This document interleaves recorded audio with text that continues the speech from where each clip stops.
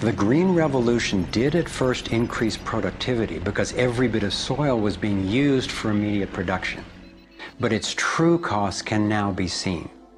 Taxpayers pay billions in subsidies to giant agribusiness corporations. Small family farms have all but disappeared. Biodiversity is destroyed. Toxic chemicals poison farm workers and pollute the land, water, and our food supply, endangering the health of us all. As of 2010, approximately 1 in every 7 people worldwide did not have enough to eat. The giant corporations who had brought us chemicals for chemical industrial agriculture, and they were talking about 3 instruments to consolidate the food chain. The first was genetic engineering as a way of control.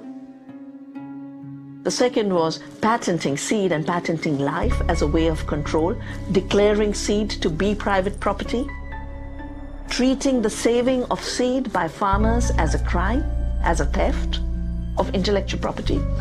And the third was so-called free trade treaties that would rob ordinary people, farmers, growers, of their freedom to save seed. The design of Terminator technology to create sterile seed in order to impose even more dependence of humanity on a handful of corporations is the ultimate step in this. We are, through what we are doing with seed, literally for the first time, creating a new colonization, which I call the colonization of the future.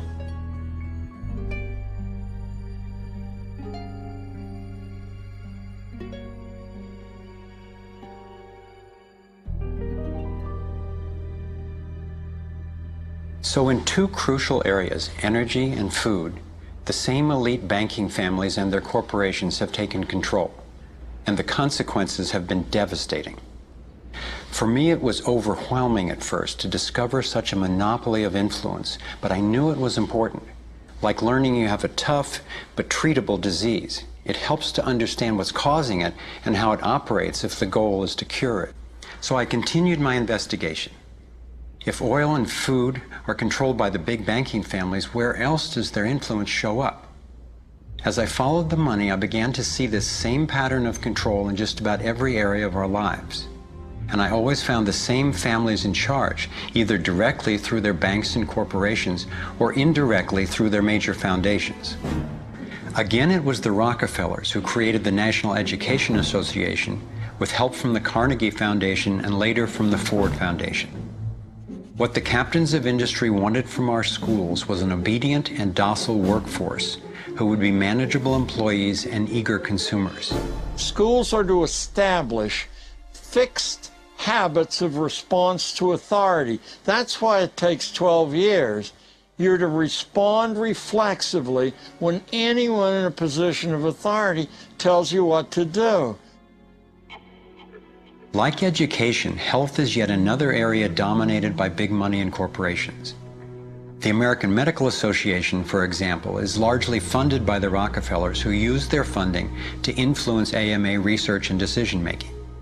The average MD in 4 years of medical school takes 1 course in nutrition, 2.5 hours in many cases, and the materials used, the curriculum materials, are supplied by the National Dairy Council and the National Livestock and Meat Board and other industries, including the Sugar Association, with products to sell that actually undermine our health in the first place. Unfortunately, the way the system of medicine is set up, medical education is primarily funded by pharmaceutical companies. So there's a motive to make and sell as many drugs as possible. It's also a very time-effective way of making money for the physician, for the pharmaceutical company, for the whole medical establishment. But it's really perpetuating the problems it was meant to alleviate. Side effects may include nausea, dry mouth, and constipation. Decreases in white blood cells, which can be serious. Sexual side effects, diarrhea, nausea, and sleepiness. Can lead to coma or death. How far will these forces go to make a profit?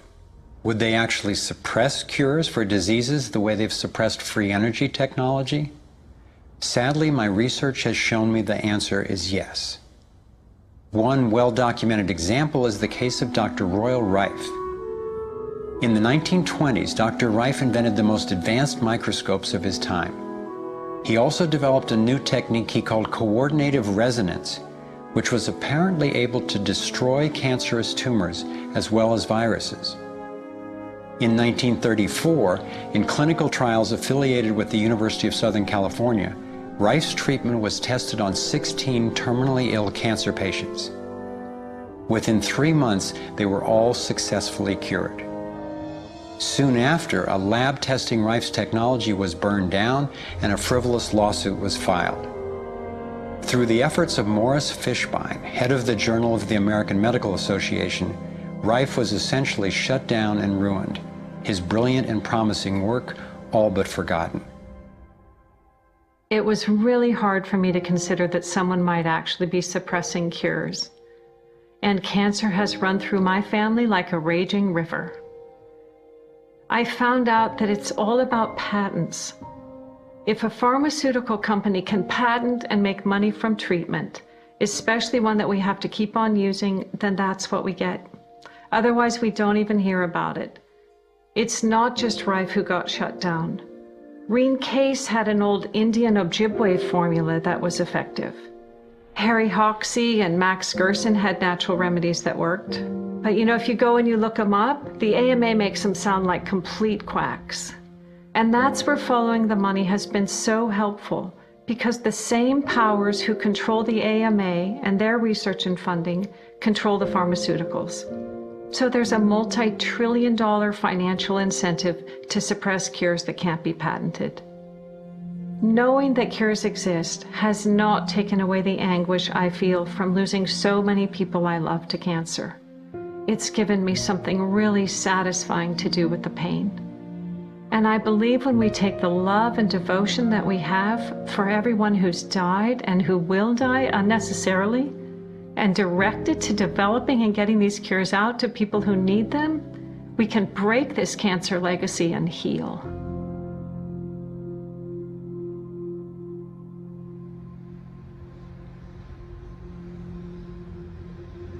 As difficult as it was for me, I have come to an inescapable food supply, education, and health care, but over virtually every aspect of our lives. And they do it by controlling the world of finance. Not by creating more value, but by actually controlling the source of money. When I followed the money, I found that it took me up the levels of a pyramid. Here we are at the bottom level going about our daily lives. Above us is government, people who are given a monopoly on force and use it to tax and control us whether or not we agree. But who controls them? At the next level are the corporations. Many would